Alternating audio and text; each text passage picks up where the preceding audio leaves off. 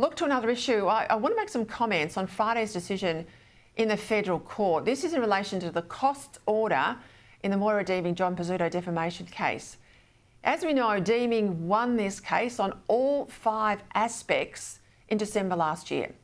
And in addition to a $300,000 damages order, Pesutto's now had the cost orders awarded against him. And what that's meant in practical terms is that since December, the court's registrar has been in the background going through all the legal bills to decide what the loser must pay the winner. And so on Friday, that figure was announced by the court, and it's a massive $2.3 million. Plus, don't forget, Pesutto has his own legal bills to pay. This is just the Moira Deeming component. So you'd have to assume his own bills were close to the same amount, meaning all up, the whole exercise has been a $5 million career killer for this bloke. A $5 million display of arrogance and poor judgment from a man who, as a lawyer, should have known better than anyone that apologising and cutting his losses would have been the best option.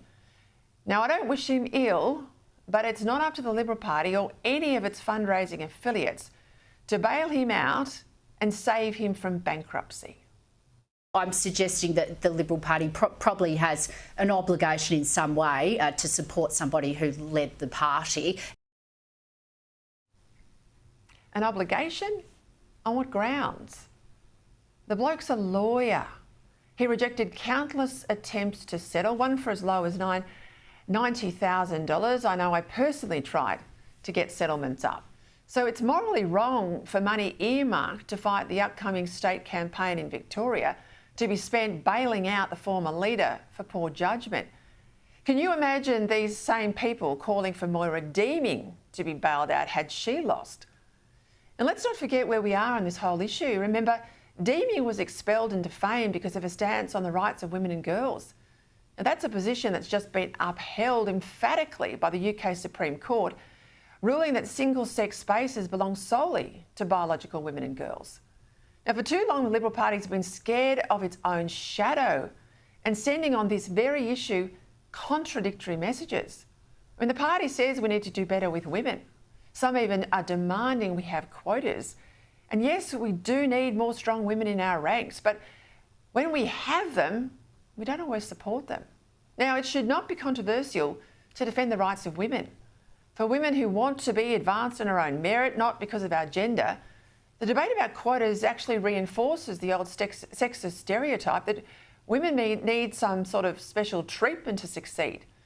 A century after the first women were elected to Parliament, it perpetuates the myth of female inadequacy.